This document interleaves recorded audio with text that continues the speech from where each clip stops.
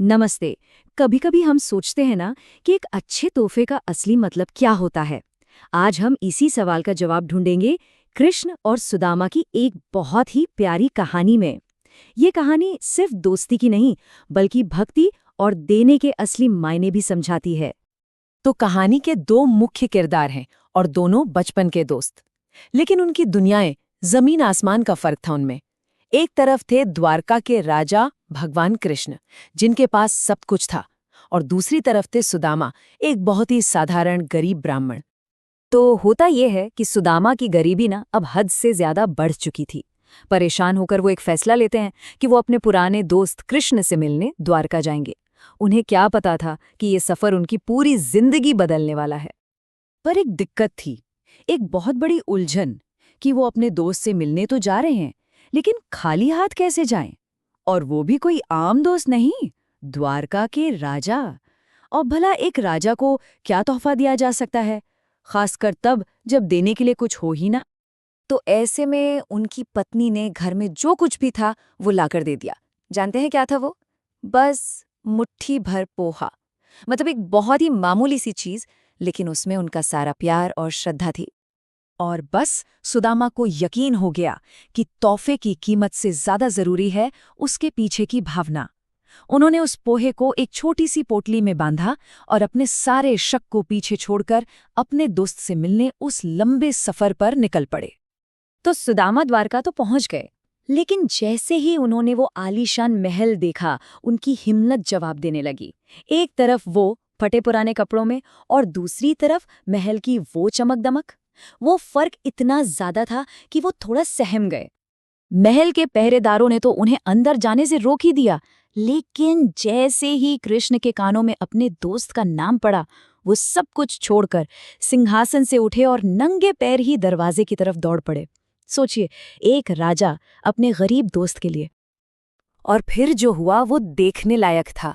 दोनों दोस्त खुशी के आंसुओं के साथ एक दूसरे के गले लग गए, और फिर घंटों तक बातें चलती रहीं।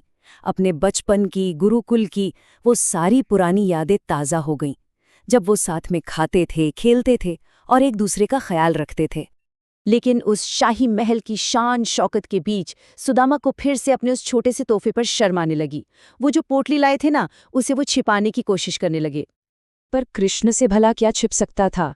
उन्होंने सब देख लिया और एक प्यारी सी मुस्कान के साथ पूछा, अरे दोस्त, मेरे लिए क्या लाए हो? देखिए, यही तो खास बात थी कृष्ण की। वो तोहफा नहीं, उसके पीछे का प्यार देखते थे। और बस कहानी अब अपने सबसे जरूरी हिस्से पर आ गई थी।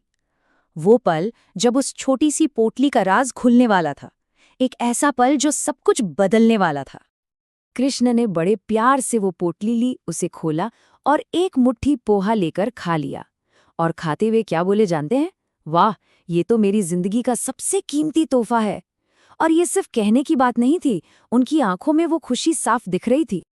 और जिस पल कृष्ण ने वो पोहा खाया, उसी पल एक चमत्कार हो गया। लेकिन मजे की बात यह है कि सुदामा को इस बारे में कुछ भी पता नहीं चला। वो तो बस अपने दोस्त से मिलके ही इतने खुश थे कि उन्हें और कुछ सूझ ही नहीं रहा था। कुछ दिन वहां रहने के बाद जब सुदामा वापस अपने घर के लिए निकले, तो उनके मन में कोई लालच नहीं था। उनके दिमाग में तो बस अपना परिवार और अपनी वही पुरानी टूटी फूटी झोपड़ी ही घूम रही थी। लेकिन जब वो अपने गांव पहुंचे तो अपनी आंखों पर यकीन नहीं कर पाए। जहां उनकी झोपड़ी हुआ करती थी, वहां अब एक आलीशान महल खड़ा था। उनका परिवार अच्छे अच्छे कपड़ों में था। ये सब कृष्ण का बिना कुछ कहे दिया हुआ आशीर्वाद था। सुदामा सब समझ गए, उनकी आंखों से आंसू बहने लगे।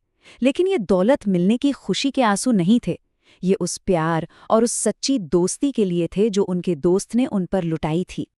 तो इस कमाल की कहानी से हमें क्या सीखने को मिलता है? इसका असली मतलब क्या है?